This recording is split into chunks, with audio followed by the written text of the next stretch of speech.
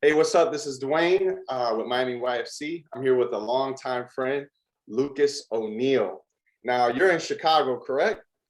Yeah, I'm just outside of Chicago, closer to O'Hare, if anybody knows where the airport is there. So where are you from? How'd you end up in Chicago? Man, so I was born and raised near Boston for like the first 10, 11 years of my life. Then as a Red Sox fan, moved to enemy territory, New Jersey, man, for my teenager years, all the way till I was 19. I was studying at Rutgers University, felt God's call on my life for ministry, dropped everything, packed my bags, moved to Chicago to go to Moody Bible Institute. And that's where you and I met. Awesome. I'm glad. Hey, it's funny how God brought me from Miami to Chicago, brought you from the East Coast to Chicago. That's right. That's right. And we have a good mutual friend that we're both pretty much best friends with, and you stole my best friend, so I forgive you for that. You're probably a better best friend to him. Nah, it's cool. We have a good, close mutual friend, and then we've been friends through him. And then how would you say, I know you just wrote this book, Preaching to Be Heard. I actually went to your workshop when you were doing your dissertation, and then I went to the workshop again and then got the physical book in my hands, and it's been a great, sometimes I get sloppy in my my preaching, you just been preaching 20 years, you just get sloppy. I'm not even thinking about structure and format, but it's been a good encouragement for me. But your book, Preaching to Be Heard, if you were to summarize it in a minute or two, how would you summarize your heart behind this book? Yeah, so I'd summarize it by saying, I think I want preachers who are that want to arrest the attention of their listeners. They're really concerned that people pay attention. They don't just assume that people are going to show up and pay attention. They want to do the work that it takes to be engaging. But I want them to understand they don't have to leave the text behind to do it, right? The passage of scripture itself is, if we get out of its way, it's so interesting. There's inherent tension there. If we can just unpack it and let that be the power of our sermon and the center of the attention, I think that'll go a long way with really helping our listeners get a better vision of God and his glory and the prophet that he inspired for them from that passage. So we want to not be gimmicky in our approach. We want to be faithful expositors, right? Faithful to what God actually says in his word. And that doesn't mean we have to compromise on being engaging, dynamic, interesting preachers. It's funny because you mentioned gimmicky. I mean, I could tell a good story. I could get people in the audience to cry, to laugh. I could tug at their emotions with a little tearjerker story. But it's funny because a year from now, they don't remember that story.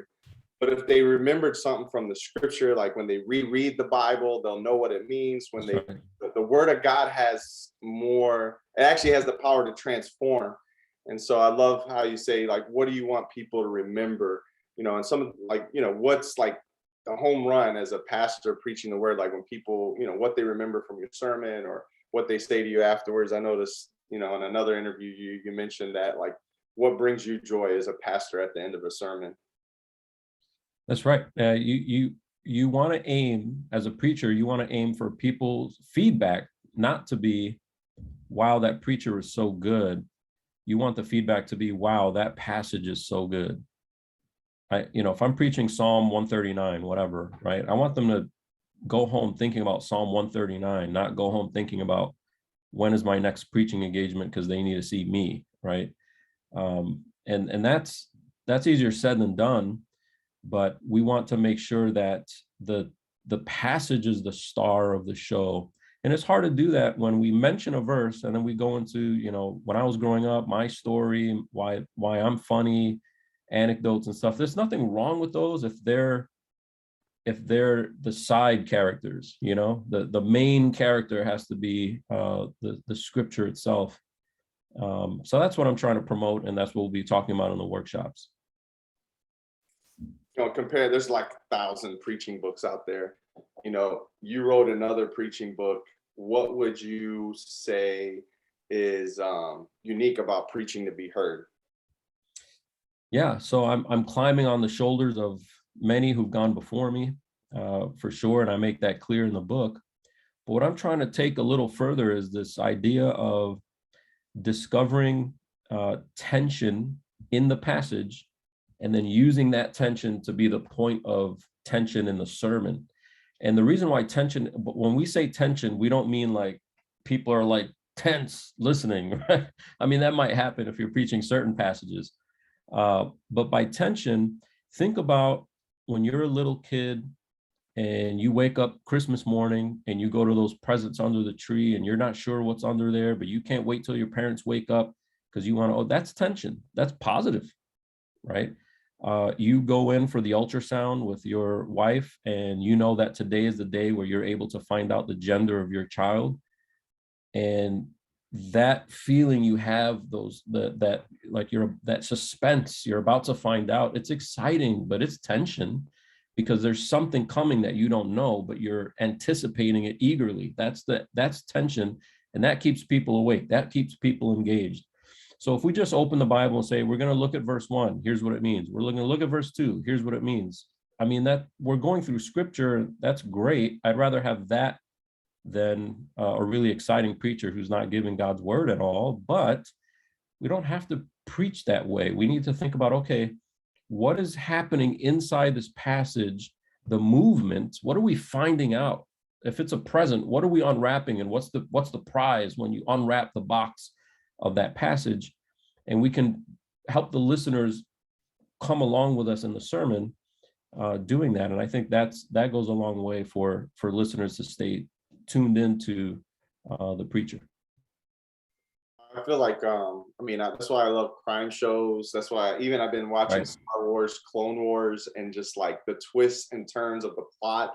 This has me like, man, I want to watch the next one because, man, what's going to happen next? And that suspense and curiosity, it's like everybody has natural curiosity, and being able to learn how to structure my sermon and even think about ways of catching their attention in the beginning and then keeping their focus on the scripture and unpacking it. It's been a blessing to me. I'm still like learning. It's almost like I remember when I was in Bible school, it kind of like teach you to, here, get your big idea.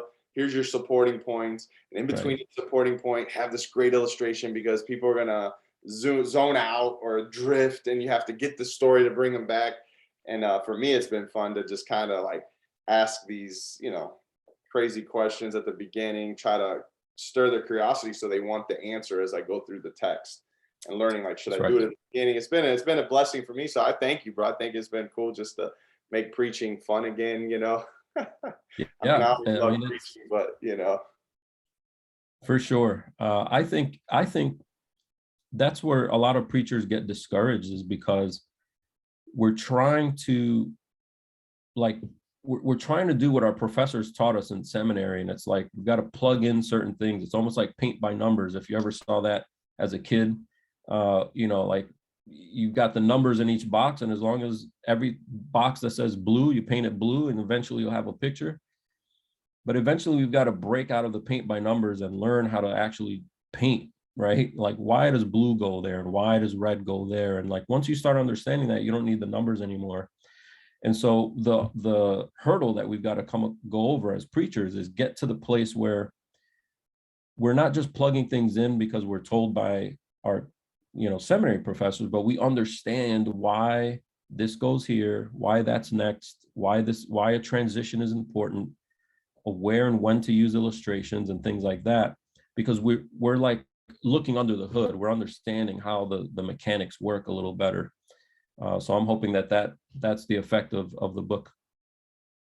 Sweet, bro. So Thursdays, 9:30 East Coast time, 8:30 Central. It's open to pastors, preachers in training, youth pastors, anybody that's gonna teach a passage of the Bible. This will be helpful for you. And I visit churches all over Miami, and there's some amazing preachers. I'm not saying, hey, they're not great, but I'm just looking at this as a way to sharpen our sword. That's right. Even better, and be in the end, for me at Miami Youth for Christ, I see youth. I have my own teenagers sitting in the service.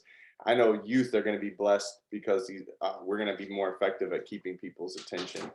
So, that's right. You know what, Dwayne, I love about youth is that they don't pretend, man. If they're bored, you see it on their face, they're bored. If they're distracted, they don't know how to like play it off. So you've got them. If you've got the teenagers, if they're hanging with you, you've got their attention. So it's always great to have them out there watching you. And in this day and age, actually, youth, depending on the parents and families, and if they could get their kids to wake up on a Sunday morning, but youth group, they're going to be more likely to miss youth group. They're going to have, if they have an AP exam, they're going to miss youth group because they have an AP exam.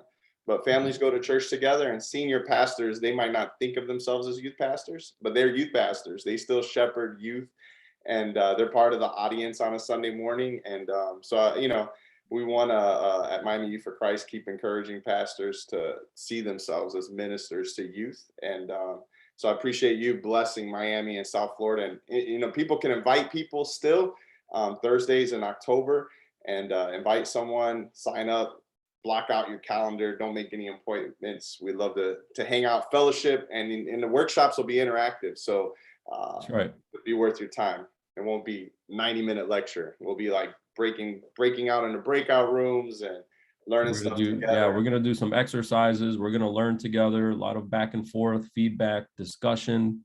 So it's gonna be a great time, and I want to hear from preachers how things are working for them and all that kind of stuff. So it's gonna be exciting. I think it's always a good time when I get to work with pastors that are in the trenches, preachers that are actually, they're not thinking about 4 years from now when they're gonna preach. They're out there now preaching. It's just a higher level of engagement when we go through this stuff. So I can't wait. Awesome, bro. Thank you so much, and I'll see you Thursday. God bless, man.